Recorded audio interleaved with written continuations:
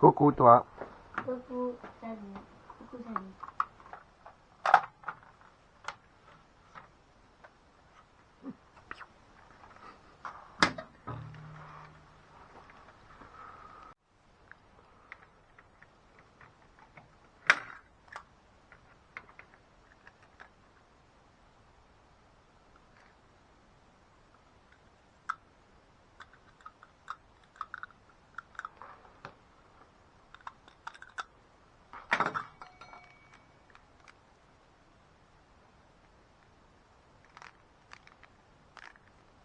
Bonjour à tous, c'est Niconerf. On va commencer par modder cet endroit là où il y a un restricteur d'air. On prend le tournevis plat, toc toc. Et puis on va enlever ces pièces, là, le plastique et le petit ressort. Et on va remonter. Donc ça prend 2 secondes. Et voilà. Donc là, il y a plus de passage pour l'air. On va pas découper. En deuxième partie, j'ai enlevé cette petite vis là, il n'y a qu'une vis. Hop. Et après, on peut enlever la tête du piston. Donc on peut enlever le ressort assez facilement. Et après, je vais voir ce que je mets. J'en ai plusieurs sortes. Pour soit le plus puissant. Ouais, le plus puissant. On va mettre le plus grand et je pense pas que ça gênera le fonctionnement, on va voir.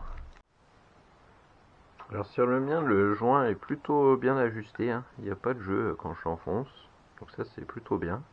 Par contre, il y a très peu de graisse, donc je vais en rajouter, hein. C'est de la graisse silicone, hein. Donc là, je vais en mettre un petit peu plus, surtout sur le joint, et hop, à l'intérieur du tube. On tartine un peu tout, et après je vais essayer de rassembler tout ça.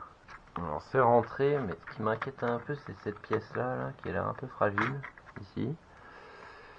Du coup, je pense que je vais quand même le raccourcir, hein, parce que le plastique se déforme. Je vais raccourcir quand même un peu mon petit ressort là. Ouais, c'est un peu trop grand. Voilà, j'ai gardé le même ressort, donc j'ai coupé un tout petit peu. On se retrouve sur à peu près la même longueur, mais celui-ci est quand même bien plus gros en diamètre de fil. Et en largeur aussi, hein. Bon, on reste sur du standard, c'est des K25, K26. J'ai l'impression que tout pourrait passer là-dedans, mais que niveau fragilité, il vaut mieux pas trop abuser. D'ailleurs, j'en profite pour dire qu'il est très facile à démonter. Donc, vous pouvez vous lancer, hein. C'est toutes les mêmes vis, ça va bien.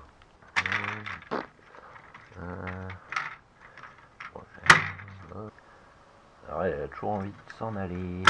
Bon, allez. Bon, de toute façon, ça va pas être très dur à te remettre.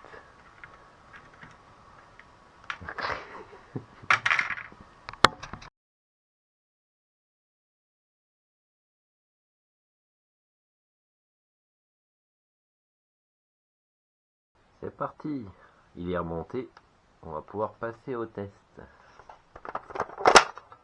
Donc de mémoire on était à 76 tout à l'heure.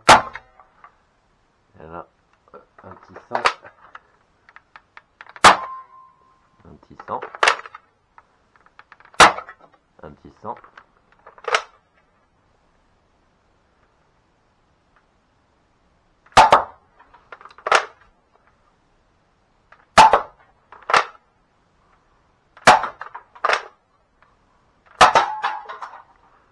Bon, pas trop ça niveau précision.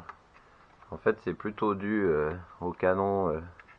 Je vais vous montrer ça. Eh bien on va se faire une petite conclusion. Du coup il est vraiment sympathique quand même. Avec ces petits rangements de fléchettes là. C'est assez sympa. Ça nous fait de la réserve. On a un petit barillet rotatif qui est quand même plutôt joli, des belles textures d'ailleurs, hein. C'est vrai que là je sais pas si on voit trop, mais le plastique il est quand même travaillé un petit peu, c'est assez joli. Après son défaut, ça vient justement de sa taille, bien qu'il soit léger, le canon, et ben il n'est pas vraiment utile en fait, parce que il n'est pas du tout ce qu'on appelle ajusté, hein. On peut même en fait la flèche se balade au moment du tir, et le seul canon en fait qui existe c'est le barillet en fait directement, hein, qui fait office de canon. Donc contrairement à d'autres modèles de chez X-Shot, notamment les versions Pro, ou encore plus quand on rajoute un canon, hein, on a carrément la fléchette qui est bien ajustée quoi. Là ça bouge pas. Mais sinon ça reste un produit sympathique à utilisation, qui est facile à tirer même modé, une bonne prise en main là, et en précision ça suffit, quand le gamin veut tirer sur maman, ce sera bien. Merci les copains.